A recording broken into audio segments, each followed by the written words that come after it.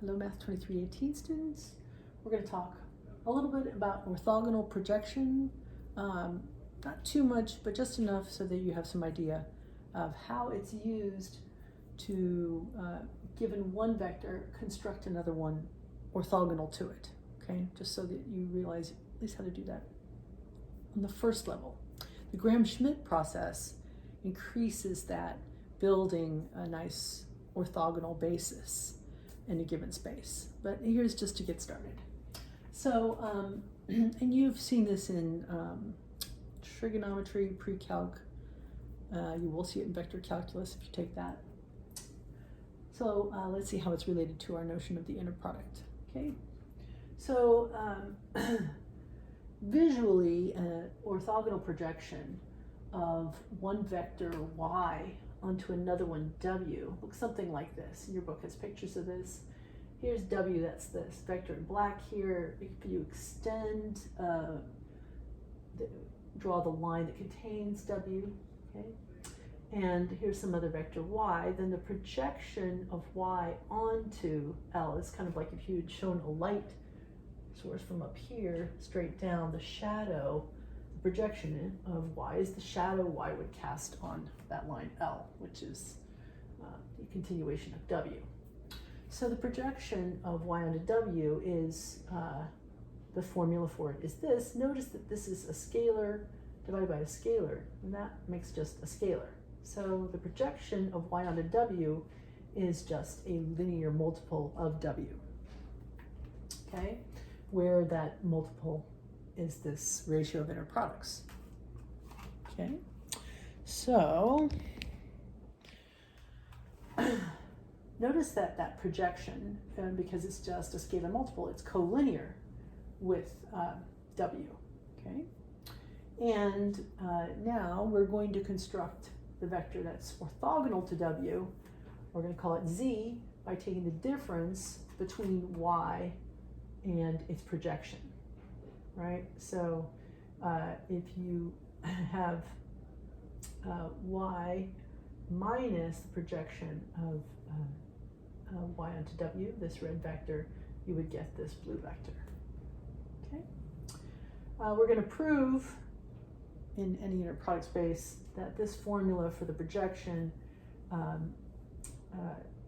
enables us to say that z will be orthogonal to, that's a nice little symbol, is orthogonal to w, no matter what the vector space, what the inner product is.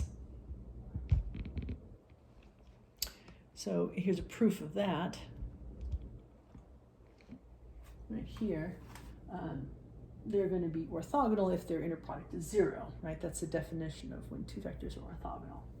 So the inner product of w and z, just replacing z with its definition, y minus the projection of y onto w.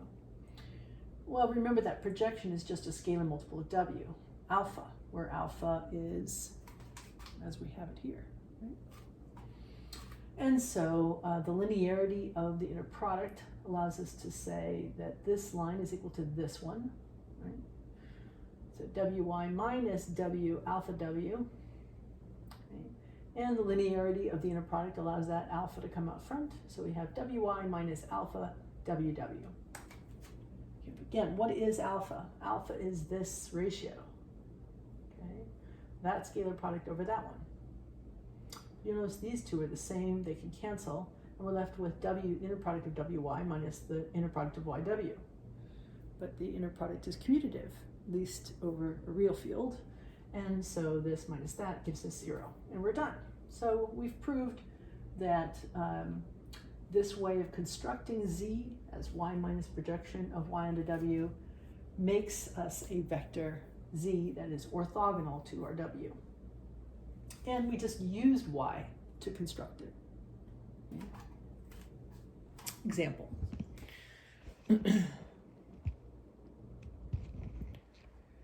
In R2, let's choose a vector w equal to 1, 1.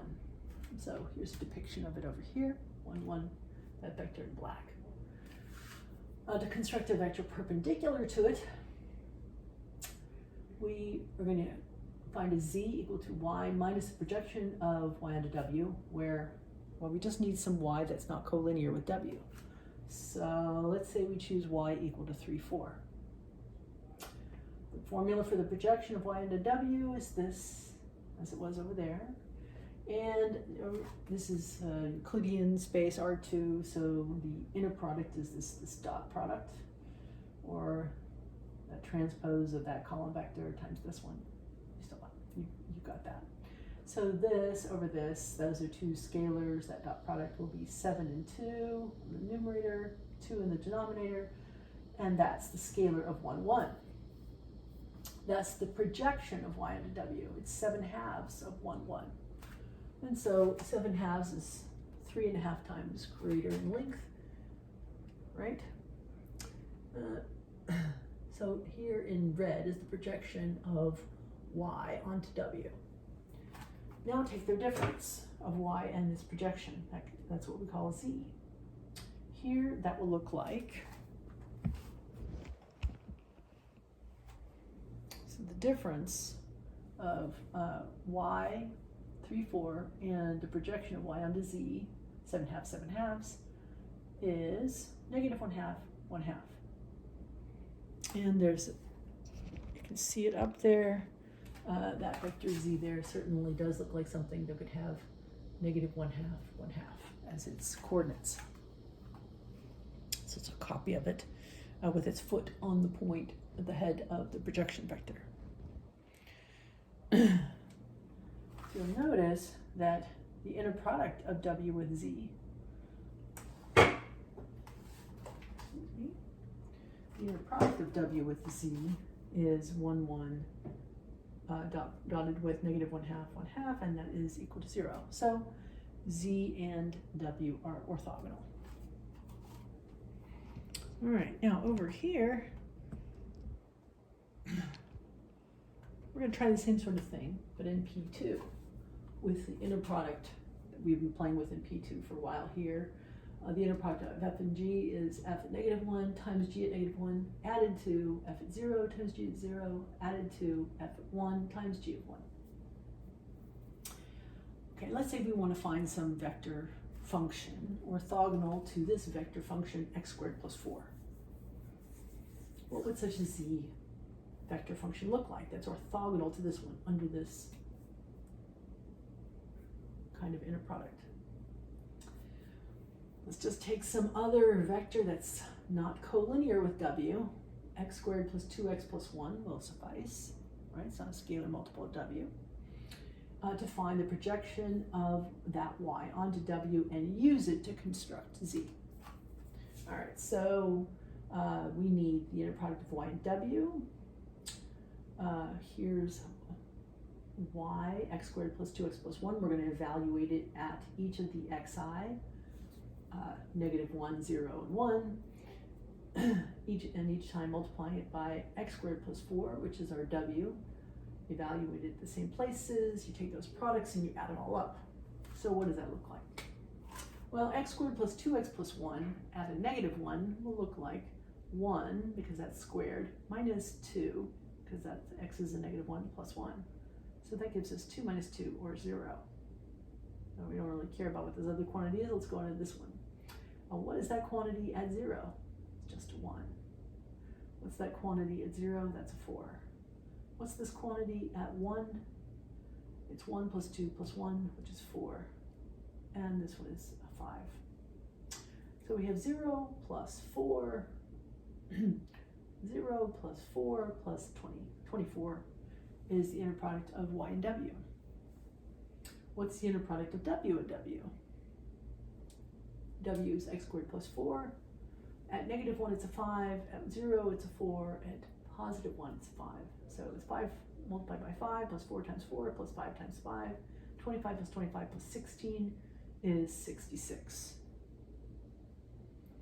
So therefore, the projection of y onto w is 24 over 66. That scalar rate, that ratio of a scalar times w, which is x squared plus 4. So that reduces to, that's 4 times 6 over 11 times 6. So that's 4/11ths of x squared plus 4, which is 4/11ths x squared plus 16/11. Right? So you'll notice that z equal to y minus the projection of y on w is equal to x squared plus 2x plus 1 minus 4/11 x squared plus 16/11, and that is equal to 7/11 x squared plus 2x minus 5/11. So that's our z. And if you take the inner product of w with z, this particular inner product, then you get 0. So that gives us the w function, x squared plus 4. We wanted some other vector function that was orthogonal to it. We used the projection of y on w to create z, and z 7/11 x squared plus 2x minus 5/11 is perpendicular to it.